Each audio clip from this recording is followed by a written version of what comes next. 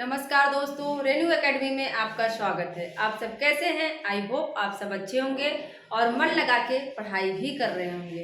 दोस्तों, अब जो है वैकेंसियां आनी शुरू हो गई हैं, वैकेंसीज आ रही हैं, तो आप सब लगे रहिए, धैर्य के साथ, पेशेंस के साथ पढ़ते रहिए। जैसे कि आप सभी को पता है 2027 में चुनाव है, तो उसके पहले वैकेंसी आएंगे और क्लियर भी होंगे। तो आप लोग किसी भी किसी भी जो है किसी के अफवाह फैलाने पे उस पे मत जाइए। आप लोग लगातार जो है पढ़ाई करिए। दोस्तों, आज के जो हैं हमारे शुक्ल युग के प्रमुख निबंधकार के जो निबंध हैं उसको ट्रिक से याद करेंगे। हमने क्या किया है, जो शुक्ल युग के प्रमुख निबंधकार थे उसको बहुत ही आसान तरीके से याद कर लिया है। और उसमें जो एक हमने गुलाब राय के निबंधों को बहुत ही आराम से याद किया था, बहुत आसान ट्रिक से याद किया था। आज हम यहाँ पे लगभग पांच जो है निबंधकारों के नाम लिखे हैं और इनके निबंध कहीं ना कहीं एग्जाम में पूछा गया है। तो इसी को क्या करेंगे, हम एकदम आसान तरीके से याद करने की कोशिश करते हैं। दोस्तों, चैनल पर नए हैं तो चैनल को सब्सक्राइब कर लीजिएगा, शेयर कर दीजिएगा, लाइक कर दीजिएगा। आइए देखते हैं कौन है पहले। चतुरसेन शास्त्री कौन है? चतुरसेन शास्त्री ने उपन्यास भी लिखा हुआ है। इनके उपन्यास भी बहुत महत्वपूर्ण हैं। उपन्यास को हम उपन्यास वाली जो है वीडियो में उपन्यास वाले टॉपिक पे याद करेंगे, उसको भी ट्रिक से याद करेंगे। आज हम इनके निबंधों को याद करेंगे। अंत स्थल क्या है? अंत स्थल, तरलाग्नि, मरी खाल की हाय, यही ज्यादा पूछा जाता है। वेरी इंपॉर्टेंट, देख लीजिए। मरी खाल की हाय पूछ लेता है कि किसकी है, किसका निबंध है। तो विधा भी याद रखिए कि ये विधा जो है वो निबंध है और मरी खाल की हाय किसकी है? चतुरसेन शास्त्री की। मैंने याद कर लिया था। देखो, कुछ लोग ना बड़े जो है चतुर बनते हैं, कुछ लोग बड़े चतुर चालाक बनते हैं।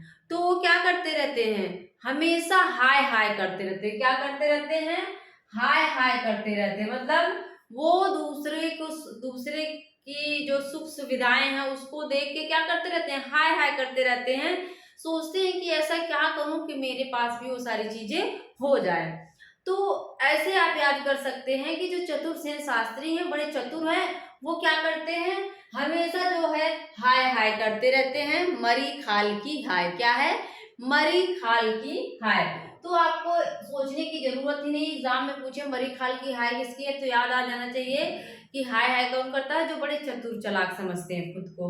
और ये अंतःस्थल, जो चतुर लोग होते हैं ना, वो बड़े क्या कहते हैं, वो अंदर ही अंदर खिचड़ी पकाते रहते हैं। तो क्या है? अंतःस्थल और तरलाग्नि, उनका जो है वो तरलाग्नि, वो अंदर ही अंदर क्या है? अग्नि का भंडार होते हैं, किसी के सामने प्रकट नहीं होते हैं और अंतःस्थल में अग्नि रहती है। तो चतुर लोग क्या करते हैं? अंतःस्थल में रहते हैं, अंदर ही अंदर जो है चतुराई करते रहते हैं और तरलाग्नि रहते हैं और हाय हाय करते करते रहते हैं। मरी खाल की हाय। महादेवी वर्मा बहुत पूछी जाती हैं। कौन है? महादेवी वर्मा। इनके निबंध है श्रृंखला की कड़ियां। इनका विधा के तौर पर पूछ लेता है कि जो है निम्नलिखित में से कौन सा निबंध है, या पूछ लेगा कि छड़दा की विधा क्या है, श्रृंखला की कड़ियां किस विधा में लिखी गई है। तो याद कर लीजिए, श्रृंखला की कड़ियां है, छड़दा है, साहित्यकार की आस्था 64 में है, संभाषण हमने सन भी लिख दिया, तो आप लोगों को कोई कंफ्यूजन नहीं होना चाहिए कि ये क्रम से है कि नहीं। भारतीय संस्कृत के स्वर है, संकल्पिता है, संकल्पिता लास्ट में है। तो अब इसको याद कैसे करेंगे? श्रृंखला की कड़ियां। देखो, महादेवी वर्मा जो है क्या करती हैं? महादेवी वर्मा विधवा थी। तो क्या है इनका? श्रृंखला की कड़ियां। इनके आप काव्य को पढ़ेंगे तो देखेंगे एक कड़ी दूसरे कड़ी से ऐसे जुड़ती चली जाती है। आप इनका जो है मेरा परिवार पढ़ के देखिए, रेखा चित्र, एक कड़ी दूसरी कड़ी से जुड़ी हुई है। बहुत सारे उसमें जानवर हैं जो एक दूसरे से जुड़े हुए हैं। उसमें गौरा गाय है, तो उसमें जो है क्या है, उसमें मोर भी हैं, बहुत सारे ऐसे जानवर हैं, खरगोश भी है, दुर्मुख खरगोश है। तो श्रृंखला की कड़ियां, इनके जो रचनाएं होती हैं, इनकी रचनाएं जो होती हैं उसमें एक दूसरे से जो है श्रृंखलाएं जुड़ी होती हैं और वो छड़ेदार, वो क्या करती, एक एक छड़ को जो है संयोजित करती हैं। किसमें? साहित्यकार की आस्था, उसमें क्या है, इनकी आस्था भी है और एक एक क्षण को ये क्या करती हैं, उसमें समाहित कर लेती हैं और तब जाके लास्ट में एक संभाषण बनता है। और संभाषण, जब कहीं भाषण होता है तो ऐसा हो ही नहीं सकता कि भारतीय संस्कृति का स्वर ना आए, भारतीय संस्कृति की बातें ना आए उसमें। तो उसमें क्या होता है, संभाषण में भारतीय संस्कृति के स्वर होते हैं और भारतीय संस्कृति में संकल्प लिया जाता है। संकल्पिता क्या है, संकल्प लिया जाता है। संकल्पिता एकदम आसान ट्रिक है। महादेवी वर्मा के जो काव्य हैं वो श्रृंखला की कड़ियां हैं, एक कड़ी दूसरी कड़ी से जुड़ी हुई है। इन्होंने क्षण को बहुत ही अच्छे से समाहित किया हुआ है और उसमें साहित्यकार की आस्था भी है। आस्था है तो भाषण भी उसी में देंगी, संभाषण, और जब भाषण आ गया तो भारतीय संस्कृति के स्वर तो आएंगे ही और लास्ट में क्या है, ये संकल्प लेती है संकल्पिता। एकदम आराम से आप याद कर सकते हैं। इसके बाद निराला है, ये वही निराला है जिन्हें मुक्त छंद का प्रथम प्रयोक्ता कहा जाता है, केचुआ छंद भी कहा जाता है इनके छंद को। और इनके इनकी जो प्रथम मुक्त छंद में रचना है जूही की कली, जिसको महावीर प्रसाद द्विवेदी ने सरस्वती पत्रिका में छपने से मना कर दिया था। फिर क्या है, निराला। अब निराला के हम निबंध देखेंगे। निराला ने उपन्यास भी लिखा और निराला की सबसे ज्यादा जो है काव्य ज्यादा मिलते हैं, तो इन्होंने उपन्यास लिखा, निबंध भी लिखा है। पूछा जाता है, प्रबंध प्रतिमा है, प्रबंध प्रतीक्षा है, पूर्णिमा है, प्रबंध पूर्णिमा है, चाबुक चाबुक है, प्रबंध पद्म है। इनका जो है चोटी की पकड़ है, ये सारे जो इनकी रचनाएं हैं। प्रबंध प्रतिमा, अब देखो निराले हैं, ये बड़े निराले हैं। इनका क्या है, ये प्रतिमा के सामने जाकर, मतलब मूर्ति के सामने जाकर प्रतिमा के सामने क्या करते हैं, प्रतीक्षा करते हैं। किसकी प्रतीक्षा कर रहे हैं, पूर्णिमा की। किसकी कर रहे हैं कि पूर्णिमा आएगी, और जब पूर्णिमा आती है तो चाबुक लेकर आती है। क्या लेकर आती है पूर्णिमा, चाबुक लेकर आती है। और उस चाबुक में है क्या, पद्म है, प्रबंध पद्म। लास्ट में क्या आएगा, पद्म आएगा। अगर इस ट्रिक से आप याद करते हैं तो काल क्रम वाले क्वेश्चन आपके कभी गलत नहीं होंगे।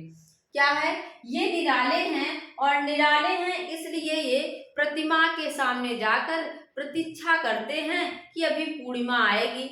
लेकिन जब पूर्णिमा आती है तो क्या लेकर आती है, एक चाबुक लेकर आती है। चाबुक में क्या है, प्रबंध पद्म है। क्या है, पद्म है, पद्म मतलब कमल है। हो गया, निराला के निबंध याद हो गए।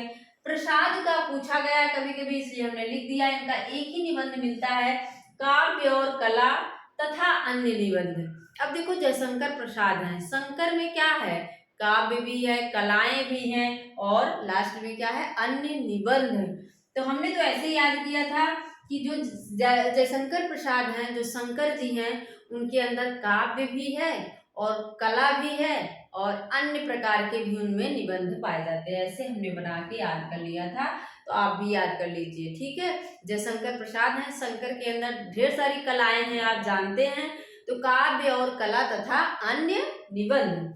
सियाराम शरण गुप्त का है झूठ सच, ध्यान से देख लीजिए। एक है झूठा सच, क्या है, झूठा सच। ये जो है यशपाल का है, भारत विभाजन पर लिखा हुआ है और यशपाल का उपन्यास है। एग्जाम में पूछ लेगा झूठ सच निबंध किसका है, तो आप झट से जो है यशपाल को टिक करके आगे बढ़ जाएंगे और सबसे कहेंगे कि मेरा 100 में 99 क्वेश्चन सही है। लेकिन जब आंसर की आएगी तब जाके ध्यान जाता है, अरे ये तो झूठ सच पूछा है, झूठा सच नहीं पूछा है। तो छोटी छोटी बारीकियों पर ध्यान दिया करिए आप सब। झूठ सच जो है सियाराम शरण गुप्त है और झूठा सच जो है वो यशपाल का है। किसका है, वो यशपाल का उपन्यास है। ये जो है निबंध है। झूठ सच सिया के साथ होता है। सिया जो है जब सीता जी आती हैं रावण के यहाँ से, तो उनके ऊपर जो है आरोप लगता है और उनको उनका परित्याग कर दिया जाता है राम के द्वारा। तो झूठ सच झूठ को ही जो है सच बना दिया जाता है। किसके साथ? सिया के साथ। झूठ को ही सच बना दिया जाता है सिया के साथ। तो झूठ सच किसका हो जाएगा? सिया राम शरण का है। बहुत सारे लोग बहुत प्यार दे रहे हैं, अच्छे अच्छे कमेंट करते हैं। मुझे देख के बहुत अच्छा लगता है कि मेरे पढ़ाने का जो तरीका है वो आप लोगों को अच्छा लग रहा है। जो मैं पढ़ाना चाह रही हूँ, जो बताना चाह रही हूँ वो आप समझ रहे हैं, रचनाएं याद हो रही हैं, तो मुझे बहुत अच्छा लगता है। आप सब ऐसे ही प्यार अपना बनाए रखिएगा। और आइए एक बार फिर से देखते हैं फटाक से।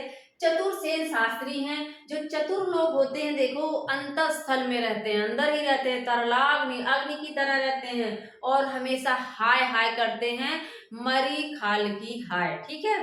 इसके बाद क्या है? महादेवी वर्मा है। महादेवी की रचनाओं को आप देखेंगे कि एक कड़ियां दूसरे कड़ी से जुड़ी हुई है, श्रृंखला की कड़ियां। वो छड़ों को आपस में जो है, छड़ क्या है उसमें बड़े ही समाहित हैं, बड़े अच्छे से समाहित हैं। छड़दा साहित्यकार की उसमें आस्था भी है और वो संभाषण भी देती हैं, उसमें भारतीय संस्कृति के स्वर भी होते हैं और इसके बाद लास्ट में संकल्प लेती हैं, संकल्पिता। निराला है, बड़े निराले हैं, प्रतिमा के सामने जाकर प्रतीक्षा करते हैं ऐसे कि अभी पूर्णिमा आएगी। लेकिन पूर्णिमा जब आती है तो चाबुक लेकर आती है, चाबुक के अंदर से एक पद्म निकलता है, प्रबंध पद्म। शंकर जी, जयशंकर जी कैसे हैं? काव्य है और कला भी है इनमें, तथा अन्य निबंध भी हैं, बहुत सारी कलाएं, अन्य निबंध भी हैं। सिया के साथ क्या हो जाता है? इनका जो है झूठ को भी सच मान लिया जाता है, तो झूठ सच निबंध किसका हो जाएगा? सिया राम शरण गुप्त का। इस प्रकार से हम शुक्ल युग के कुछ प्रमुख निबंधकारों को याद कर लिए हैं। अब आगे जो बचे हुए हैं उनको भी हम याद कर लेंगे। दोस्तों, मेरा पूरा वीडियो देखने के लिए आपका बहुत बहुत धन्यवाद। मिलते हैं अगले वीडियो में। Thank you.